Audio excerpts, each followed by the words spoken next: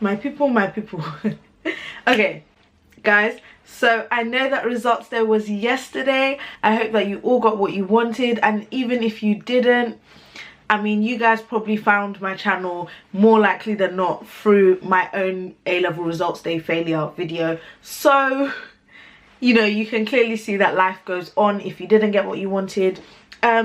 I have a bunch of videos about A-level results, about advice, about blah, blah, blah. So I'm going to leave a playlist called What to Do If You Fail Your A-Levels down below and in the cards section. I always point at the wrong one, so let's point at both sides and, you know, in the cards section.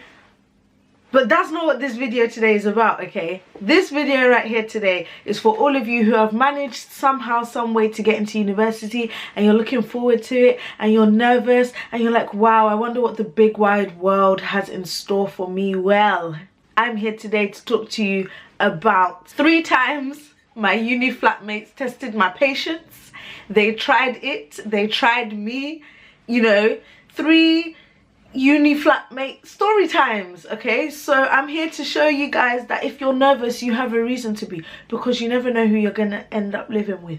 You guys know I already have a bunch of story times on my channel talking about don't take uni boys home, don't take them home, don't take them anywhere, talking about the time my drink was spiked, talking about, I can't remember, but I've got uni story times and I'll leave them linked. Again, I'll leave another playlist of my uni story times linked and in the cards section and everything. So I hope you guys check that all out.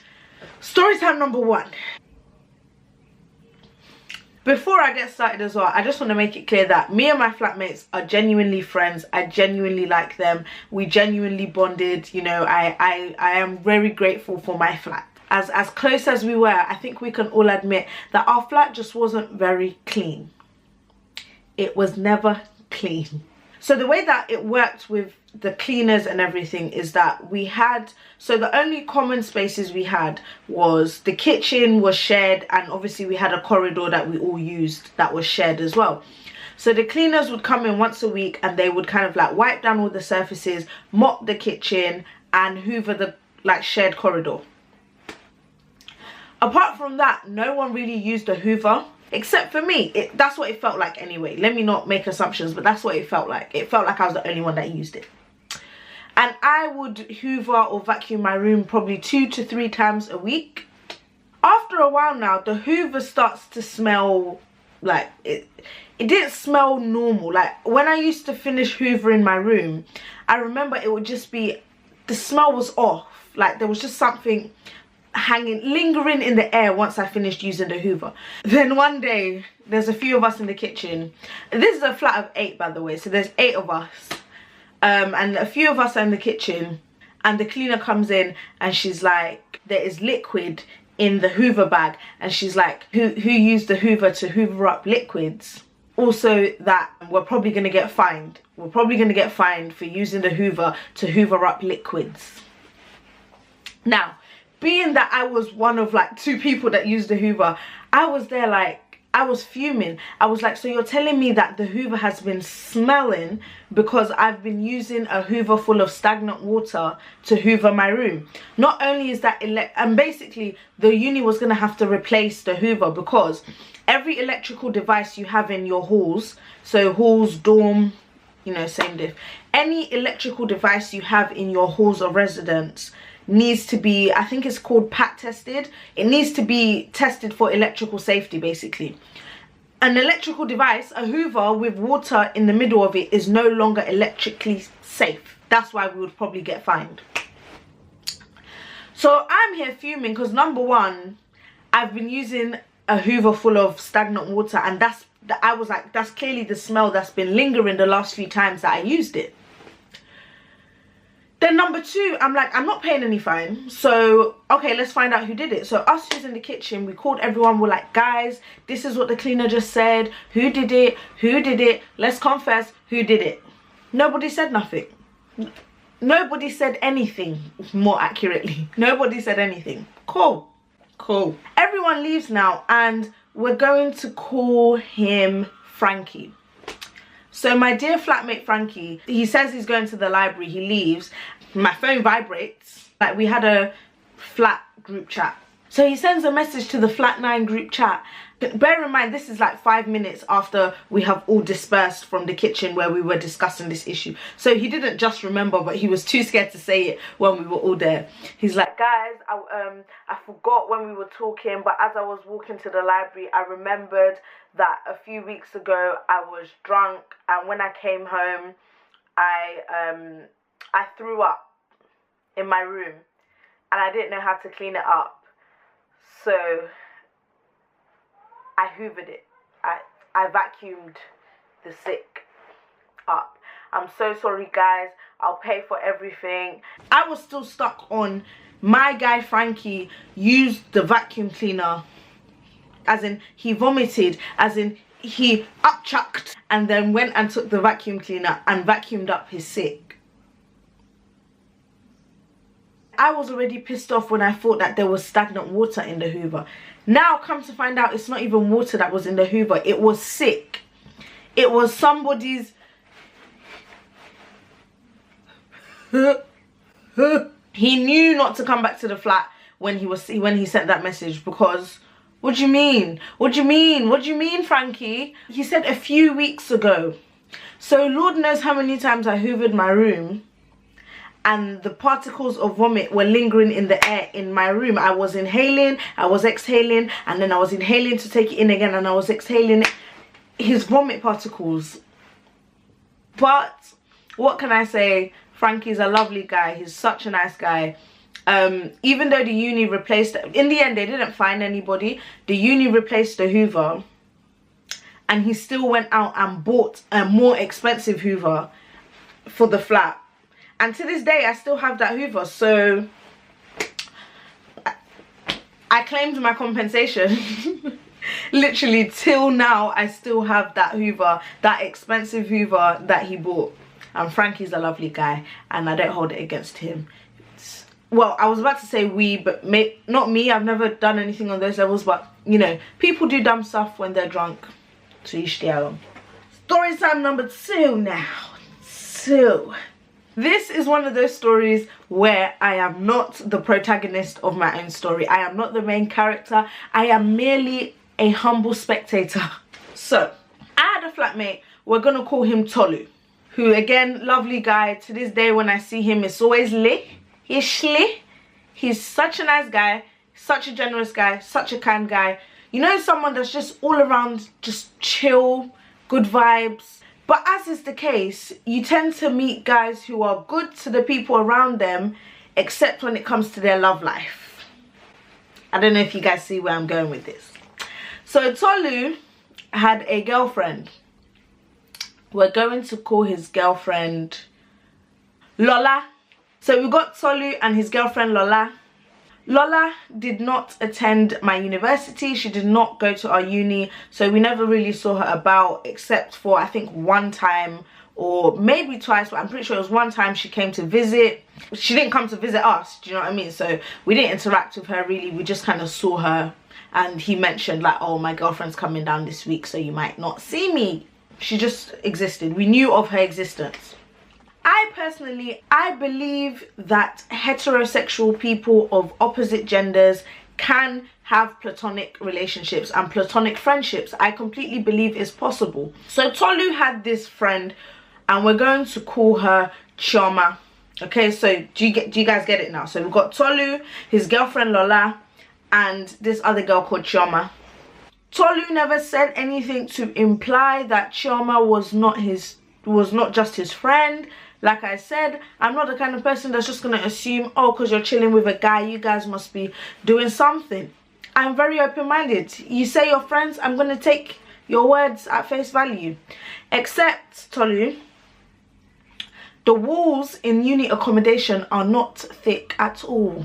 Anyone who has basically ever gone to university will tell you that the walls in university accommodation just are not thick. You can hear everything. So it quickly became apparent that Tolu and Chioma were just a little bit more than friends. Just a little bit. I mean, they could have been friends with attached rights. You know, they were friends with benefits, friends with perks. You can hear everything. So it became apparent that they were not just friends. Chioma, lovely girl. Lovely, lovely girl. Listen, I know I say everyone is lovely, but genuinely, I feel like in this life, I have met very few, if any, like truly just horrible and evil people. People generally are lovely. They are self-interested, but they are lovely. Chioma, lovely girl. She'd come through, she'd have a chat with us. Hey girls, how you doing? What's good? Talk in the kitchen, chill with us in the kitchen. On this fateful day though, Chioma arrives and there's no hey girls. There's no smile. Oops, I said his name. She comes through, marches through to Tolu's room, and there's shouting. There's arguing. There's a lot of thumping. Things are clearly flying in that room. Property is being destroyed.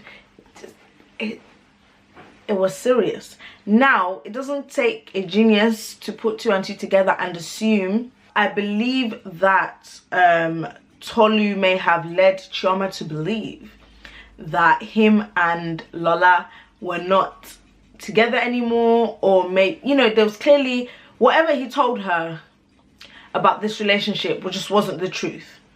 And I remember in and around that time, because I followed Chioma on Twitter, I remember at that time that Lola and her friends, who obviously didn't go to this university, dragged Chioma up and down Twitter. Okay, I remember it like it was yesterday. This is my first year of uni. I've never seen, you know, like I've never seen these things happen in real life. So you can imagine all of this is happening, and she came to unleash her anger on Tolu with for some reason we had to leave the flat. I can't remember. We had to go somewhere. A few of us had to go somewhere. So we left, we came back, and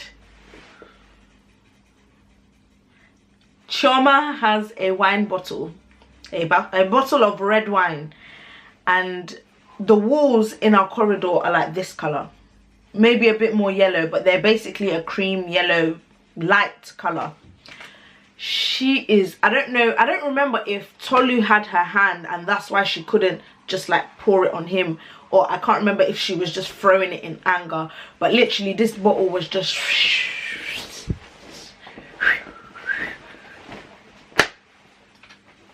up and down. Like the walls of our flat were red, the carpet was red. Obviously it was a very traumatic time, and you know, I felt very bad for Chioma in that time. Not so bad for Tolu, because as much as I love the guy, he had it coming. He had it coming. But I was just like, who's gonna pay for this? As usual, that's my concern. It's like, who's actually gonna pay for this? What's really good? Who's paying for this? Because I'm not paying for this. Our walls are now red. Our carpet is now soaked in wine. I don't know if the uni ended up making either Tolu or Chioma pay for it, but they didn't fine any of us in the flat, so I have to assume that they either dealt with it themselves or someone in the flat was forced to pay for it. And yeah, Tolu, man. The third and final time that uni and uni flatmates and the people I lived with tried me, yeah. Now you remember I mentioned that we just weren't a very clean flat. It just wasn't clean. It wasn't. The only fight we ever had as a flat was this one time I'm about to tell you guys. This is the only time that I wanted to So as I mentioned, the cleaners would come in once a week and they would have to wipe the surfaces, mop the floor, hoover.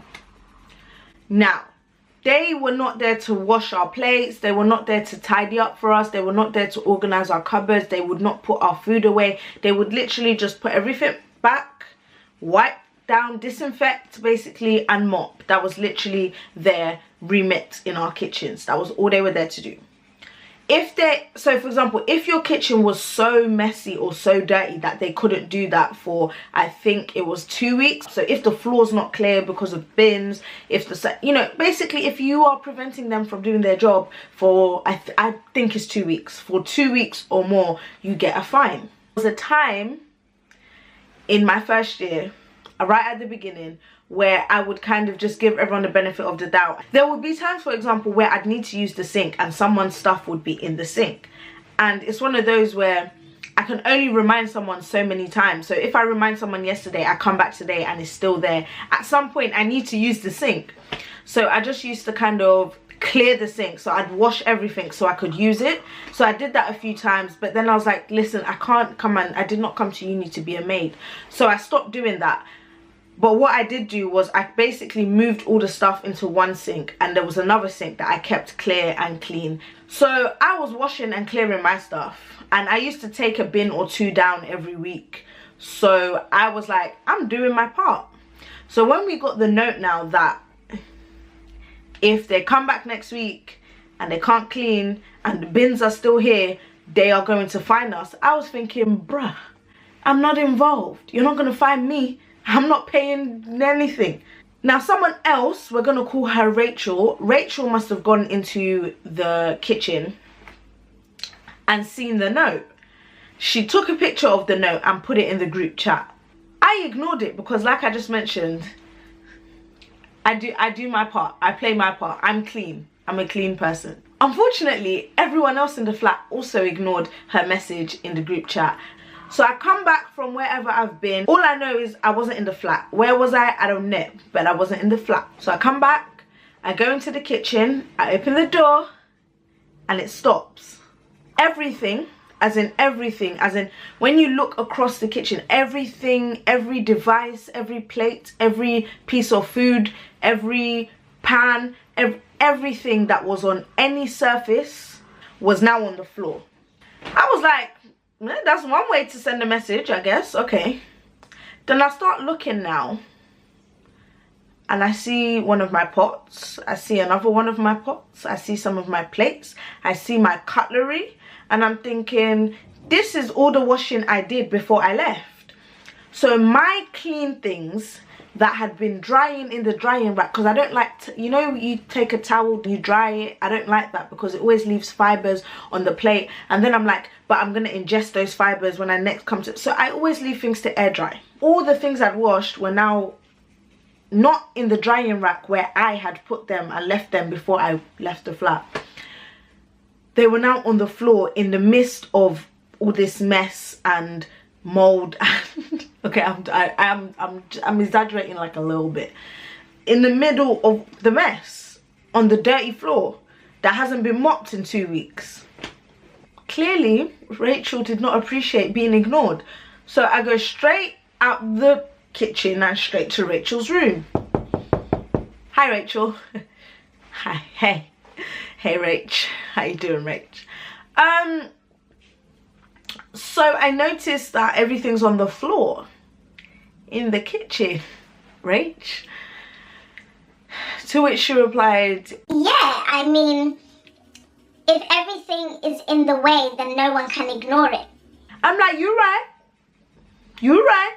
That's correct. Except, I don't know if you noticed, like, you put my clean stuff on the floor too. You took it out of the drying rack where it was clean and washed, and you put it on the floor. I don't know if you, I just thought I'd point it out there. I don't know if you noticed.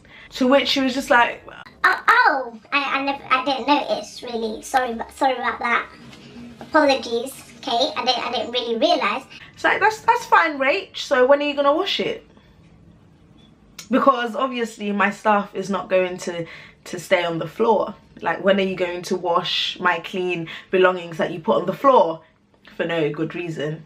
It was kind of like she was sorry for putting my clean things on the floor, but she had no intention of washing the things that I had washed that she had then put on the floor. If anyone should have like snapped and thought, oh, I'm gonna be hella passive aggressive, I'm gonna put everything out, no one's gonna be able to use the kitchen without putting their shit away, it should have been me. It should have been me. I was the cleanest person in that flat by a good country mile. And another thing that got me was the fact that, as I mentioned, we got quite close as a flat. We were genuinely friends. So if you sent a message and everyone ignored it for whatever reason, you could have knocked on anyone's door. and my room was right next to Rachel's. And I remember she was talking, because she was saying that, oh, because we're gonna get fined and no one's doing anything. And I remember, you know when someone's talking and you're completely dismissing everything they're saying. She was talking and I was like, but you could have knocked on my door. But you could have knocked on my door. And you know when you're just completely ignoring, like whatever they're saying, it was just, but you could have knocked on my door. Obviously I wasn't in, but she didn't know I wasn't in because she never knocked on my door. I was like, but you could have knocked on my door. And obviously when I was saying, but you could have knocked on my door, what I meant is that you could have talked to us. Like as a flat, you could have talked to us. And then I could have explained to you, look, I'm not involved because I've done my bit. But you could have talked to us. We're all friends here. We're not one of those, we were never one of those flats that was really passive aggressive and would write notes on people's doors. And we were not like that. We were genuine friends. If no one responded in the group chat, because everyone there was at replying to messages anyway. If no one responded in the group chat, you could have knocked on my door. You could have knocked on Tony's door. You could have knocked on Anna's door. You could have knocked on Harry's door. You could have knocked on, and obviously guys, these are not real names, but I just, you know, you get the point. You could have knocked on anyone's door. At this point, everyone's level is rising. And I hate to fulfill the angry black girl stereotype because I was literally the only black girl in my flat. I was so angry, and I think my frustration had built up because of the fact that I was the only one cleaning the whole year, and then now it had come to this, if that makes sense. Like I never took out my anger on how messy the kitchen was, so I was taking out a year's load of anger. I'm a loud person on a good day, so you can imagine when the anger was building, my voice and my level, my blood temperature, pressure was increasing dramatically, and people was coming out of their rooms now. You know, everyone that wanted to ignore messages and not go and clean the kitchen, everyone was coming out of their rooms now. And obviously I'm just like, but you could have knocked on my door.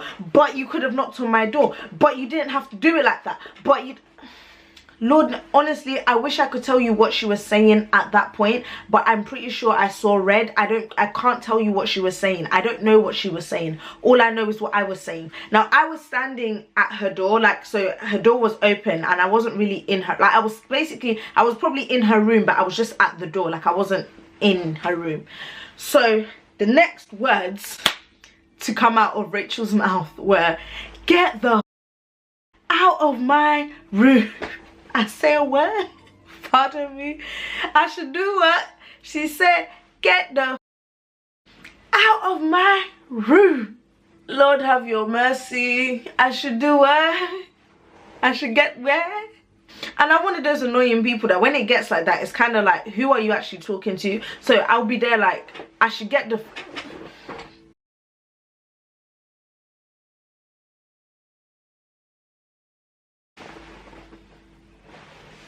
Sorry, I was just looking for who you were talking to because you weren't telling me to get the out of your room. Do you know what I mean? Like, you're not talking to me.